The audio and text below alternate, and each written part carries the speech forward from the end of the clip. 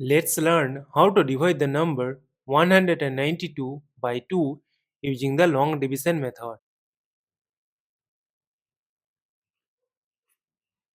Consider the number 19 because it is greater than 2. We know that 2 times 9 is equal to 18. Subtract, we get 1. Now this 1 is less than 2. That is why we will bring down this 2 here. And we know that 2 times 6 is equal to 12. Subtract, we get a 0.